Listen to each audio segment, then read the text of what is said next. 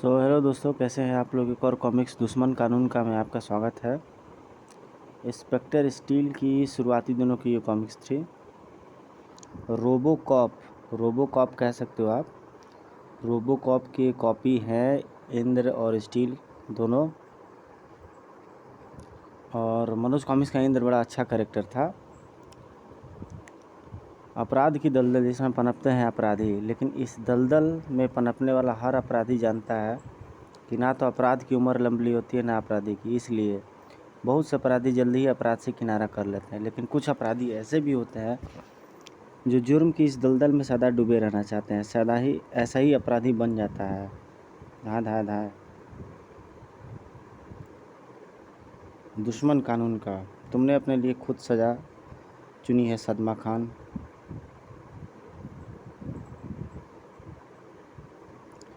छोटे खान मेरे भतीजे, मेरे लगते जिगर। उस चीख के साथ वर्तमान के धरातल पर आए उस दिमाग का शरीर अगर इंसानी होता तो वह निसंदेह वह पसीने से नहाया रहता। जबड़े क्रोध की अधिकता से एक दूसरे पर सख्ती से जमे, चेहरे पर आया होता भावनाओं का तूफान, और आंखें प्रतिशोध की आग से ज्वालामुखी के लावे के समान दहक रही होती। बदले की आग की जो तपिश इंस्पेक्टर स्टील के शरीर से प्रकट नहीं हो रही थी, वह उसके मशीनी स्वर में साफ झलक रही थी। तेरे खून का हिसाब होगा छोटे खान, तेरे शरीर में बहे एक एक खून का बदला लूँगा मैं। सलमा नाम की उस पुलिस वाली की नसों में बहते सारे खून को बहा कर लूँगा। सलमा को मौत देने की सोचता स्टील क्या जानता था कि सलमा को उसके हाथों ख़त्म करवाने के पीछे हादसा खान का कितना बड़ा स्वार्थ छिपा हुआ है। सब इंस्पेक्टर सलमा के साथ मैंने उसके भाई अनीस और उसे भतीजे एंजिल की डमी बनाकर और उसे इंस्पेक्टर स्टील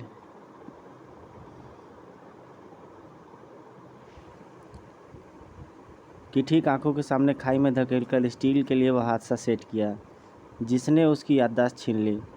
लेकिन सलमा भी जिंदा है, वह स्टील की याददाश्त लौटाने में बड़ी भूमिका निभा सकती है। इसलिए मैं चाहता हूँ कि वह स्टील के हाथों ही जहन्नुम पहुँचे,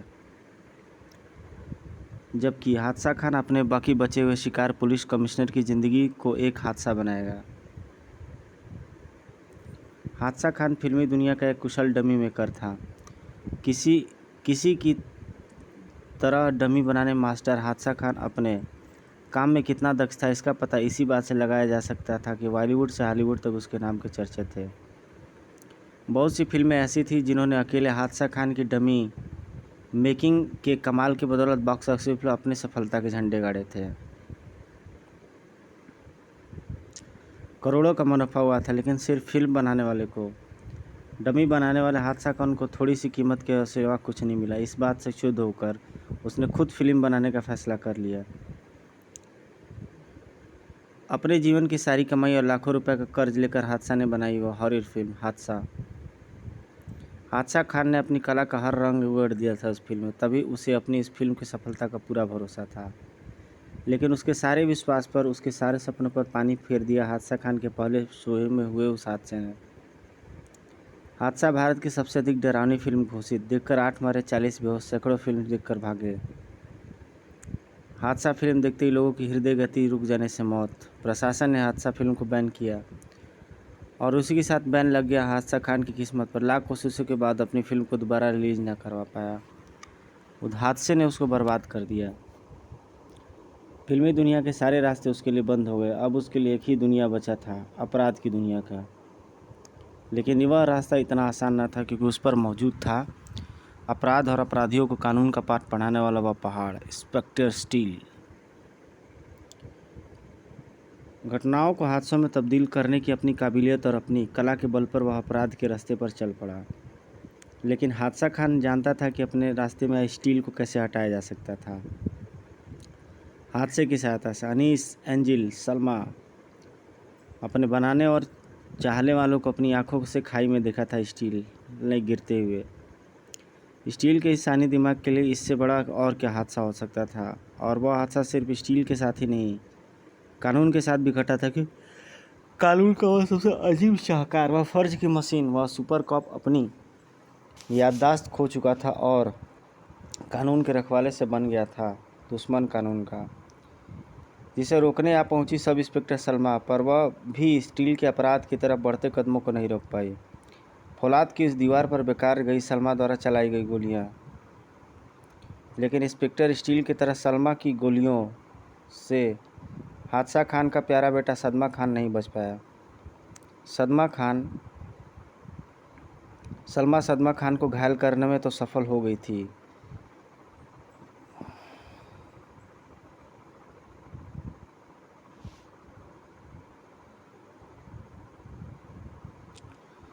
सदमा खान को घायल करने में सफल तो हो गई थी, पर उसे गिरफ्तार करने में सफल ना हो पाई, क्योंकि उससे पहले ही स्टील उसे बेहोश कर चुका था और घायल सदमा खान के साथ करोड़ों का सोना लेकर अपने हाथियों के साथ वहां से चंपत हो गया। अपने प्यारे बेटे की हालत देखकर सदमा खान मानो पागल हो गया। मैंने सदमा की टांग में गोल सुराख बनाने वाले उस पुलिस वाली के शरीर को छलनी बना देखना चाहता हूँ, और यह काम सदमा के चाचू यानी तुम्हें करना होगा मेरे भाई। जज्बातों में बह गया था इंसानी दिमाग का मालिक, और हादसा खान के बेटे व अपने भतीजे सदमा खान के खून का हिसाब चुकाने निकल पड़ा था वह, और वह दिमाग तब बराबर होना था जब छलनी की तरह छलनी हो जानी थी। इंस्पेक्टर सलमा, अल्लाह का लाख लाख शुक्र है सलमा को जल्दी ही होश आ गया। अब हमें यह उस अपराधी के बारे में बता सकेगी जो करोड़ों रुपए का गोल्ड लूटकर ले जाने में सफल हो गया है। सलमा की आंखों में ज़बरदस्त हैरत के भाव थे उस अपराधी के बारे में बताते हुए। गोल्ड बैंक की मजबूत दीवारों को उसने कागज़ की तरह फाड़ डाला और पूरी पुलिस फोर्स को धत्ता बताकर चला गया। गोलियों ने उसके शरीर पर खरोच भी नहीं डाली सर। और इन सब बातों से साफ है सर कि उस अपराधी से हमारा एक ही सिपाही नहीं पड़ सकता, और वो सिपाही इंस्पेक्टर स्टील। हमें स्टील की ज़रूरत है सर। तुमने सही कहा, लेकिन इंस्पेक्टर स्टील कहाँ है और किस हालत में है इसका हमें कोई पता नहीं है। मैं उसे ढूंढने और उसे संपर्क स्थापित करने की सैकड़ों कोशिश कर चुका हूँ, लेकिन उसका कहीं पता नहीं चल रहा है। अपने भाई और स्टील के निर्माता के मुंह से वो बातें सुनकर धक्क से रह गया था उस स्टील को चाहने वाली का कलेजा। दर्द भरे स्वर में उसके कंठ से निकले, स्टील मिल तो जाएगा ना अनीस भैया? बिल्कुल, मैं उसे खोज कर रहूँगा और अब उसके लिए ट्रेसर का सहारा लूँगा। तू इसकी चिंता छोड़कर आराम कर। तेरी बहादुरी से खुश होकर सीएम साहब तुझे देखने अस्पताल में आ रहे हैं। लेकिन हम चलते हैं, हमारे पास यहाँ रुकने का समय नहीं है, क्योंकि मुझे तुरंत ही ट्रेसर बनाने की तैयारी में जुटना है और इस कमिश्नर साहब को गृह मंत्री महोदय की एक मीटिंग में जाना है। राजनगर सिटी अस्पताल। कुछ देर पहले वहाँ लोगों की चहल पहल नज़र आ रही थी। वहाँ अब सुनसान पड़ा हुआ था। नज़र आ रहे थे प्रशिक्षित कमांडो, जिन्हें सीएम कारकुंडे की सुरक्षा में तैनात किया गया था। सब इंस्पेक्टर सलमा 15वीं नंबर के वार्ड नंबर 8 में है सर, आइए। सीएम लिफ्ट में सवार हो गए। लिफ्ट उन्हें लेकर 15वीं मंजिल की तरफ बढ़ने लगी, लेकिन सीएम के वहां चले जाने से बाद भी वहां तैनात कमांडोज की सतर्कता में कमी नहीं आई थी। पहले की तरह अभी भी वे हर खतरे से निपटने के लिए पूरी तरह मुस्तैद थे, लेकिन उनकी सारी सतर्कता, सारी मुस्तैदी धरी की धरी रह गई थी, क्योंकि आ पहुंचा था वह आफत का परकाला। कौन है जो एक मुसीबत की तरह इधर ही बढ़ता चला आ रहा है? वह कोई भी हो, लेकिन उसकी वेशभूषा की तरह उसका इरादा भी अच्छा नहीं लगता। उसे वहीं रोकना होगा। 2 कमांडो तेज़ी से आगे बढ़े, लेकिन दूसरे ही पल लहराते पीछे नजर आया, और ऐसा हुआ उस करारे वार से। धड़ाक। 2 कमांडोज की हालत ने, लेकिन जब हथियारों के मुंह बंद हुए तो कमांडोज के मुंह खुले खुले रह गए। उफ! गोलियों के तूफान में भी यह पहाड़ की तरह खड़ा हुआ है। अपनी गनों को दोबारा लोड करो। बाकियों के शरीरों में मानो बिजली का तूफान भर दिया। अंधाधुंध फायरिंग करते हुए उन्होंने हथियारों के मुंह खोल दिए। पलक झपकते ही सारे कमांडोज के हाथों में थनी गोमें दोबारा लोड हुई। खटखटाक। लेकिन इस बार किसी की गन से गोली नहीं निकली। निकलती भी तो कैसे, गनें जो हाथ से निकल गई थी। आह! और दिमाग से निकल गए थे होश। धड़ाक। अब उस आफत के पुतले का रास्ता साफ था, लेकिन साफ रहने वाला नहीं था, क्योंकि बज चुका था खतरे का अलार्म। अब जल्दी ही एक बड़ी पुलिस फोर्स वहां पहुंचने वाली थी, लेकिन उसकी इस तबाही के दूत को कहाँ चिंता थी। वह तो अपने रास्ते की अड़चनों को इत्मीनान से हटाता और अपनी मंजिल पर जा पहुंचा था। हे भगवान, यह तो कोई अंतरिक्ष मानव तो नहीं है? रोको उसे, रोको। तड़ तड़ तड़ तड़। गोलियों की बाढ़ से उस तूफान को रोकने का प्रयास करता वह कमांडो अपने आप को उड़न तस्तरी बनने से ना रोक पाया। खनाक। सीधा पानी में आकर गिरा था, नहीं तो तरबूज की तरह। किस्मत अच्छी थी उसकी जो 15वीं मंजिल से सीधा पानी में आकर गिरा था, नहीं तो तरबूज की तरह खील खील होकर बिछड़ जाता उसका शरीर। वह किसी और को भी ऊपर से फेंक सकता है। नीचे पुलिस वाले बचाव में जुटे थे और ऊपर खुद सीएम। मैंने इस कमरे का दरवाज़ा मजबूती से बंद कर लिया। अब वो अंदर नहीं आ सकता। दरवाज़ा बंद करके विनाश की उस आंधी को रोक लेगा, यह ख्याल अगले ही क्षण सीएम को अपने दिमाग से निकाल देना पड़ा। मजबूत दरवाज़ा पापड़ की तरह टूट चुका था और वह आफत अंदर आ चुकी थी।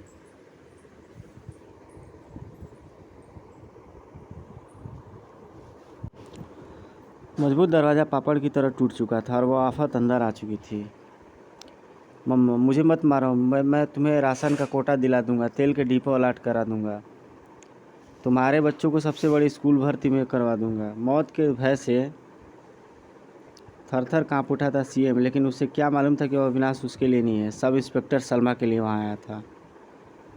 छोटे खान के शरीर से बहे खून का इंतकाम तभी पूरा होगा जब तेरी ज़िंदगी मौत की अमानत बन जाएगी और यह नज़ारा सारा शहर देखेगा।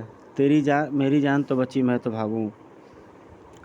बुरी तरह से घायल सलमा का मस्तिष्क साए साए कर रहा था, इसलिए वह नहीं पहचान पाई कि वह वही स्टील था जिसे वह जान से ज़्यादा चाहती थी। इस 20 मंजिला इमारत, अस्पताल की इमारत से गिरकर तेरा जो हाल होगा उसे सारी दुनिया देखेगी। दूसरे ही क्षण उसने सलमा को उछाल दिया उस रास्ते पर जिस पर जब शरीर नीचे पहुंचता है तो आत्मा ऊपर पहुंच जाती है। लेकिन सलमा की आत्मा ने शरीर नहीं छोड़ा। यह देखकर जहर बूझता चला गया उसके स्वर में। इस पुलिस वाली को बचाकर तुमने अच्छा नहीं किया, अब तुम भी मरोगे इसके साथ। बड़ाक भड़ाक। सब इंस्पेक्टर सलमा को एम्बुलेंस में डालकर किसी सुरक्षित स्थान पर पहुंचाओ। तुरंत ही सलमा को सही सलामत एम्बुलेंस में डाल दिया गया, लेकिन वह एम्बुलेंस सही सलामत वहां से चली जानी थी, इसमें संशय था। इतनी आसानी से तुम उसे मौत के शिकंजे से बचाकर नहीं ले जा सकते। लेकिन जुनून में वह यह भूल गया कि इतनी ऊंचाई से गिरने से अगर एम्बुलेंस पापड़ बननी थी तो उसका शरीर भी खिलखिल होकर बिखर जाना था। सलमा को अपने हाथ से निकल जाने से तिलमिलाया था वह आफत का पुतला। कोई ऐसी हरकत कर बैठेगा, ऐसा किसी ने सपने में भी नहीं सोचा था। 450 किलो वजनी वह जुनूनी एम्बुलेंस को पापड़ बनाने की कोशिश में 20 मंजिला इमारत से टूट गया। और ऐसा होना भी निश्चित था, लेकिन सही समय पर ड्राइवर ने एम्बुलेंस को और हादसा खान द्वारा डमी के पैरों में फिट किए गए स्प्रिंगों ने स्टील को बचा लिया। धप। उसकी आंखों के सामने ही एम्बुलेंस उस बंदूक से छूटी गोली उसकी आंखों के सामने ही एम्बुलेंस से बंदूक से छूटी गोली की भांति वहां से निकल गई। लेकिन उसका वहां से निकलना इतना आसान नहीं था, क्योंकि पलक झपकते ही पुलिस का घेरा उसके चारों तरफ कस गया था। ओह बचो, ओह। परंतु उसके चेहरे पर नाचती हिंसा बता रही थी कि वह उस घेरे से जरा भी विचलित नहीं था, क्योंकि वह अच्छी तरह जानता था कि उन्हें कैसे तोड़ा जा सकता है। जिधर भी वह जाता था उसका रास्ता काई की तरह साफ हो जाता था। जल्दी उसके साथी उसके लेने आ पहुँचे, जो उसे लेकर तुरंत ही वहाँ से उड़न छू हो गए। गाड़ी को एम्बुलेंस के पीछे ले चलो, मैं उस पुलिस वाली को ख़त्म किए बिना वापस नहीं लौटूंगा। शांत मेरे भाई शांत। तुमने अपनी कोशिशों से दिखा दिया है कि छोटे खान के खून की एक बूंद के लिए तुम सारी दुनिया का खून बहा सकते हो। फौज में इस्तेमाल होने वाली बख्तरबंद गाड़ी थी वो। मैंने ठंडे दिमाग से सोचा तो मुझे लगा कि वह पुलिस वाली तो चींटी है जिसे हम कभी भी मसल सकते हैं, इसलिए फ़िलहाल हमें उसे ख़त्म करने के मामूली से काम से अपना ध्यान हटाकर एक बहुत बड़े काम को अंजाम देना है। और वह बहुत बड़ा काम है पुलिस हेडक्वार्टर में मौजूद डॉक्टर अनीस नामक वैज्ञानिक की लैब को तबाह करना। क्योंकि अगर हमने उस लैब को ख़त्म नहीं किया तो हमारे लिए बहुत बड़ा खतरा बन जाएगी।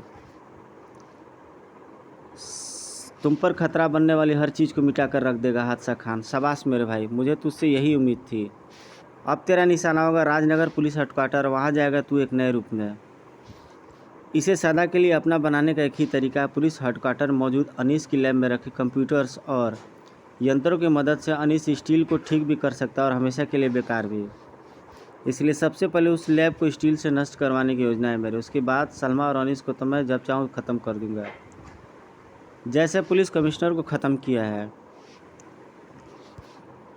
हादसा खान ने स्टील के हाथों उस लैब को नष्ट करवाने की चाल चल दी थी, जहाँ स्टील को खोजने की तैयारी चल रही थी।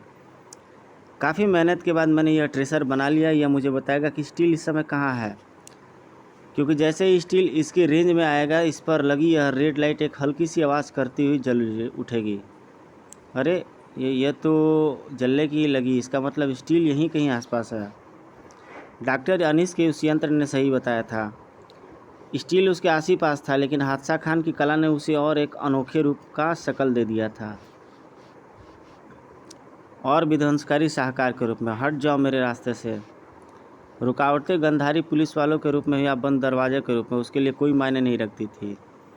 इससे आगे वह नहीं बढ़ सकती, क्योंकि सामने नो एंट्री जोन है। वहाँ की फौलादी दीवारों को हरगिज नहीं तोड़ पाएगी और दरवाजे उससे खुलेंगे नहीं, क्योंकि उन दरवाज़ों के लॉक कॉर्ड की से खुलते हैं और कार्ड की बहुत ही कम लोगों को हासिल है। अचानक चौंक उठे थे पुलिस वाले, और उनके चौंकने का कारण था तबाही के उस दूध का दरवाजे के सामने ठीक रखना। दूसरे पल उसने अपना एक हाथ आगे कर दिया और देखने वालों ने देखा वह चमत्कार। उसके हाथ से एक कार्ड बाहर निकल आया और अगले पल दरवाजे पर मौजूद कीहोल में प्रवेश करता नजर आया, और फिर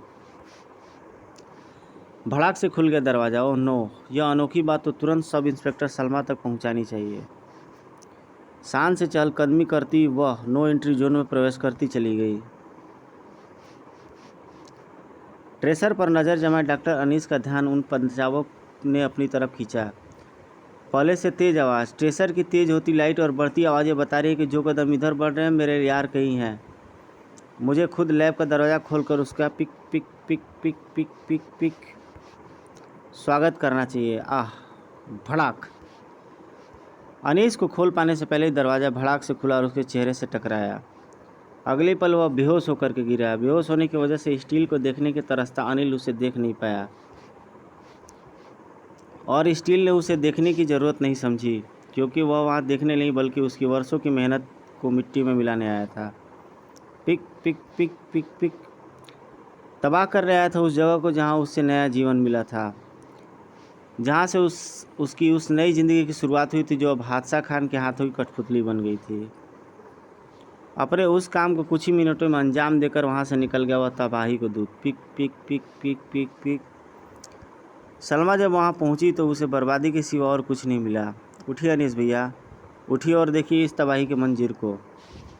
अनीस का तो मानो रोया रोया चीख पड़ा लैब का हालत देख करके। या मेरे खुदा! पिक पिक दुख के सागर में डूबता अनीस। पिक पिक पिक पिक पिक पिक पिक पिक ट्रेसर की आवाज़ सुनकर उछल पड़ा। ओह!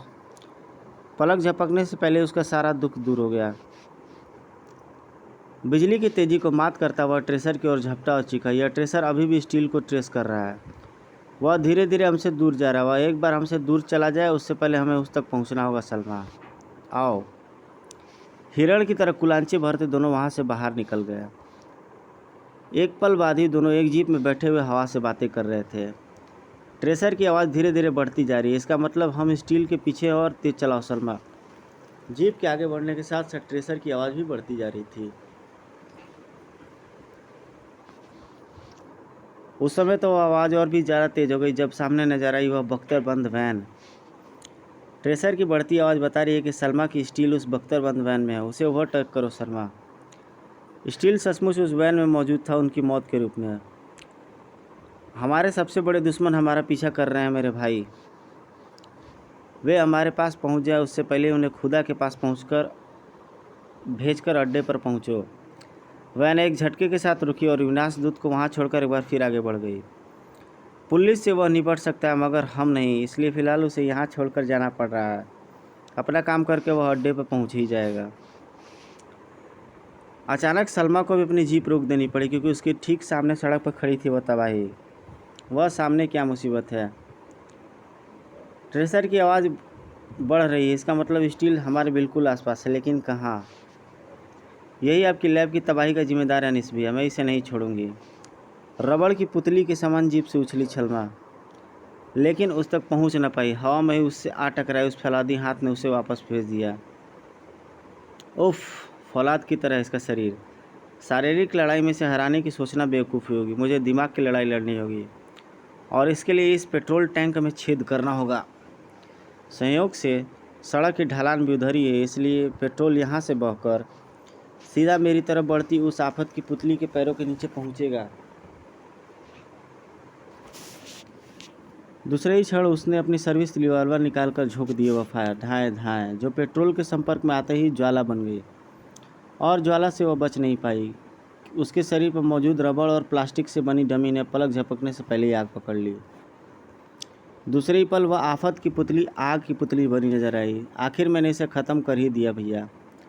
यह आग उसे जलाकर राख कर देगी। अपने उस दुश्मन को आग के हवाले करके खुश होती सलमा क्या जानती थी कि जल्दी ही उसकी खुशी काफूर हो जानी थी, क्योंकि आग इस सारी सच्चाई को सामने ले आई थी। स्टील, यह तो स्टील है अनीस भैया, स्टील, लेकिन यह तो रुक ही नहीं रहा है।